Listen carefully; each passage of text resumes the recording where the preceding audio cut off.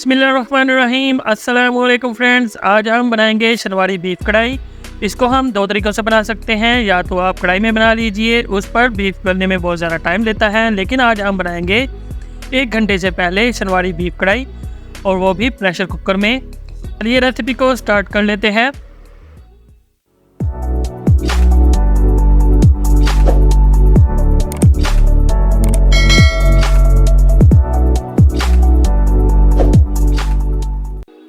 सबसे पहले pressure cooker लेंगे और इसमें हम ऐड करेंगे 1.5 कप ऑयल का। ऑयल ऐड करने के बाद फ्लेम को हम मीडियम पर ऑन कर लेंगे। इसके बाद हम इसमें 2 टेबलस्पून अदरक लहसुन पेस्ट का ऐड करेंगे और इसकी हम भुनाई करेंगे 1 से 2 मिनट के लिए।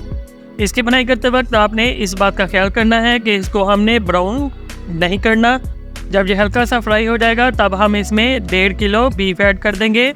बीफ लेते वक्त हमेशा इस बात का ख्याल रखा करें कि जब भी आप बीफ लें तो वो छोटे जानवर का हो, क्योंकि वो जल्दी गल जाता है। बड़े जानवर का गोश्त जल्दी नहीं पकता। अब हम इसको तब तक पकाएंगे जब तक इसका कलर वाइट ना हो जाए, और इसमें तकरीबन 2 से 3 मिनट ही लगेंगे, इससे ज़्यादा इस पर टाइम नहीं लगेगा। चलिए जी, ठीक 3 मिनट के बाद इसका कलर जो है बिल्कुल वाइट हो चुका है। अब हम इसमें कुछ मसाले ऐड करेंगे।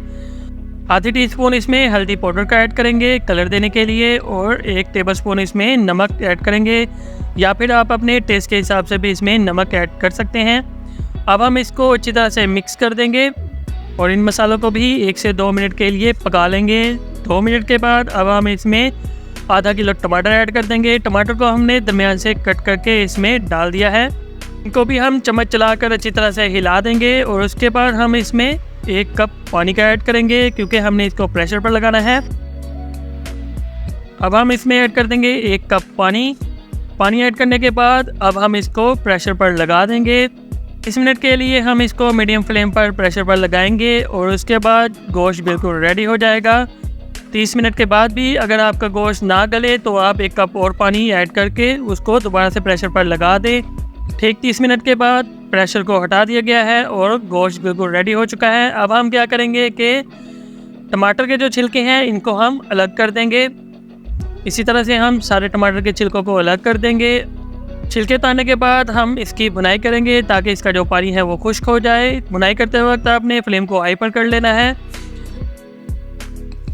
जब इस तरह से इसका पानी खुश्क हो जाएगा तब हम फ्लेम को दोबारा से मीडियम पर कर देंगे।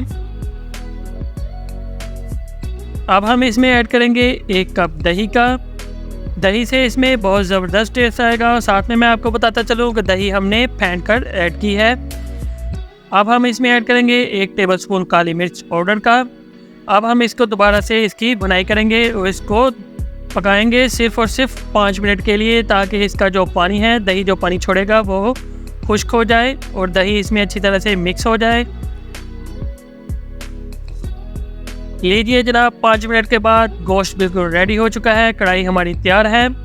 अब हम इसमें थोड़ी सी हरी मिर्ची ऐड कर देंगे काट के। 6 से 7 अदद हरी मिर्ची सेंटर में से काट के इसमें ऐड कर देंगे। इसको हम थोड़ा सा पका लेंगे ताकि जो हरी मिर्च का कच्चापन होता है वो ख़त्म हो जाए और ये थोड़ी सी पक जाए। अब हम इसमें थोड़ा सा हरा धनिया ऐड करेंगे और हमारी शनवारी बीफ कढ़ाई बिल्कुल रेडी हो चुके हैं। यकीन जाने कि ये खाने में इतनी मज़ेदार और इतनी ज़बरदस्त तैयार होती है कि आपका दिल चाहेगा कि इसको बार बार बनाएं।